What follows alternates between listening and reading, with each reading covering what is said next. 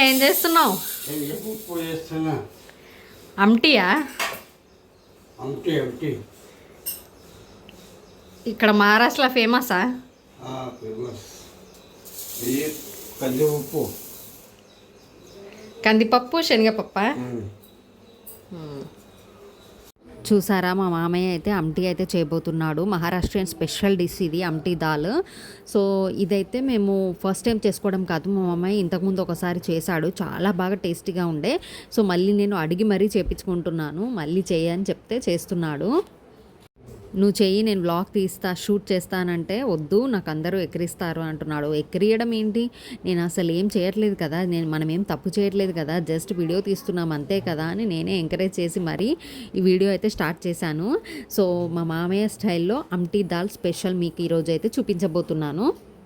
దానికోసం అయితే ఒక 1 కప్పు శనగపప్పు తీసుకుంటే 1 కప్పు కందిపప్పు తీసుకున్నాం. మీ దగ్గర ఏది అవైలబుల్గా ఉంటే అది తీసుకోండి. సో తర్వాత నేనైతే కొబ్బెరను ఉల్లిగడ్డ ఇవి 2 కాల్చుకోవాలి. సో పొయ్యి పైన కాల్చుకున్న తర్వాత ఇప్పుడు అదే కొద్దిగా చల్లారిన తర్వాత కొబ్బెర, ఉల్లిగడ్డ, అల్లం వెల్లుల్లి పేస్ట్ అండ్ జీలకర్ర ఇవన్నీ మిక్సీ పట్టుకోవాలి. లాస్ట్లో కొద్దిగా కొత్తిమీర, మిర్చీలు, ఉప్పు కూడా వేసుకొని బాగా మిక్సీ పట్టుకోవాలి. తర్వాత ఒక గిన్నె తీసుకొని అందులో ఆయిల్ యాడ్ చేసుకున్న తర్వాత ఆవాలు, జీలకర్ర, కరివేపాకు వేసుకున్న తర్వాత ఈ పేస్ట్ అంతా అందులో యాడ్ చేయాలి. మనం మిక్సీ పట్టుకున్న పేస్ట్ అంతా అందులో యాడ్ చేసి కాసేపు ఆయిల్లోనే ఫ్రై చేసుకోవాలి. ఇదంతా అది ఫ్రై అయిన తర్వాత అందులో మనం చింతపండు రసం యాడ్ చేసుకోవాలి. ఆ క్లిప్ అయితే మిస్ అయిపోయింది.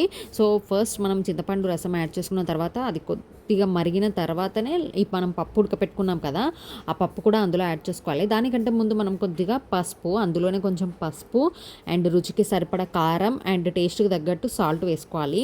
నేను మిక్సర్ జార్లో కొద్దిగా సాల్ట్ అయితే యాడ్ చేసుకున్నాను కదా, ఇప్పుడు మీరు చూసి వేసుకోండి. నెక్స్ట్ టైం మనం సాల్ట్ యాడ్ చేసుకున్నప్పుడు కొద్దిగా చూసి వేసుకోండి. ఫస్ట్ యాడ్ చేసుకున్నాం కాబట్టి కొద్దిగా సాల్ట్ తక్కువగానే వేసుకోండి.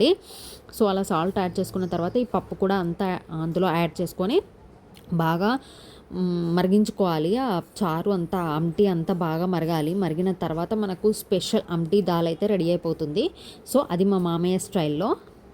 పప్పు అంతా యాడ్ చేసుకున్న తర్వాత అందులో కొద్దిగా గరం మసాలా అండ్ కొంచెం ధనియాల పొడి యాడ్ చేసుకోండి, కొంచెం ఫ్లేవర్ టేస్ట్ బాగుంటుంది. సో ఇవన్నీ యాడ్ చేసుకున్న తర్వాత బాగా మరగబెట్టుకోవాలి. మరగబెట్టుకున్నాక మనకు స్పెషల్ అమ్టీ దాల్ అయితే రెడీ అయిపోతుంది. So hope you like the video. ఈ వీడియో కనుక మీకు నచ్చితే ప్లీజ్ లైక్ చేయండి, షేర్ చేయండి, మన ఛానల్ని సబ్స్క్రైబ్ చేసుకోండి. Thank you, bye. మా తాత చేసిన స్పెషల్ ఎలా ఉందో కమెంట్ చేయండి.